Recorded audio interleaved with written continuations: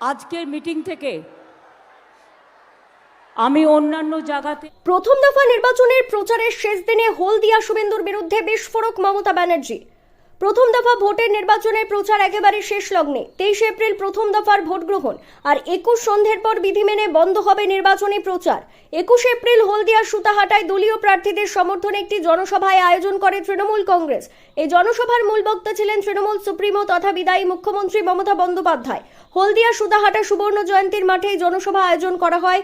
হলদিয়া ও মহিষাদলের তৃণমূল প্রার্থী তাপসী মণ্ডল ও তিলক চক্রবর্তীর সমর্থনে জনসভায় বক্তব্য রাখেন বিদায়ী মুখ্যমন্ত্রী মমতা বন্দ্যোপাধ্যায়।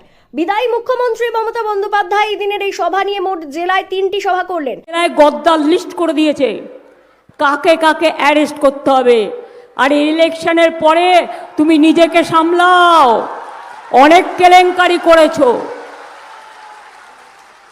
হলদিয়া থেকে কত ট্রাক যায়, সেই ট্রাকের কাটমানি কে খায়? শ্রমিকদের এমপ্লয়মেন্ট ভাতা থেকে, এমপ্লয়িজের থেকে টাকা কে খায়?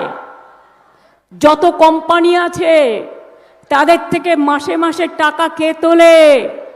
সব জেনে রেখে দিন, একজনই তোলে।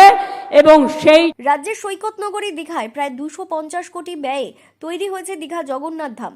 2025 সালের 30 এপ্রিল অক্ষয় তৃতীয়ার দিন এই মন্দিরে বিগ্রহের প্রাণ প্রতিষ্ঠার পর ভক্তদের জন্য মন্দিরের দ্বার উন্মুক্ত করা হয়।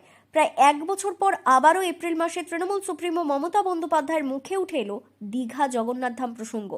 14 এপ্রিল মঙ্গলবার দুপুরে তমলুক বিধানসভা কেন্দ্রের তৃণমূল কংগ্রেসের প্রার্থী দীপেন্দ্র নারায়ণ রায়ের সমর্থনে জনসভা করেন মুখ্যমন্ত্রী। সেই সভার শুরুতেই পূর্ব মেদিনীপুর জেলার মাটিতে জগন্নাথ ধাম তৈরি করতে পেরে নিজেকে গর্বিত মনে করেন তিনি।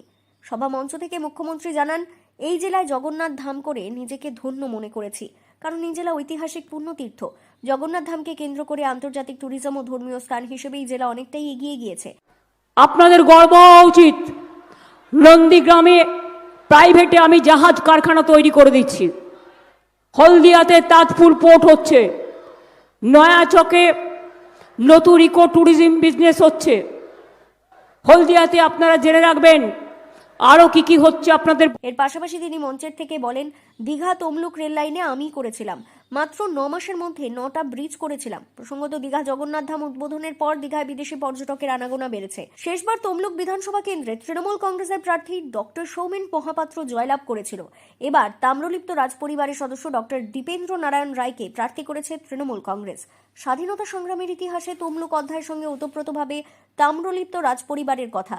স্বদেশী আন্দোলনে সেই ভাবাবেগকে কাজে লাগিয়ে 2026-এর বিধানসভা নির্বাচনে তমলুক বিধানসভা কেন্দ্রে ভোট বৈতরণী পার করতে চায় তৃণমূল কংগ্রেস। পূর্ব মেদিনীপুর জেলার তমলুক থেকে সৈকত শের রিপোর্ট, লোকাল 18 বাংলা।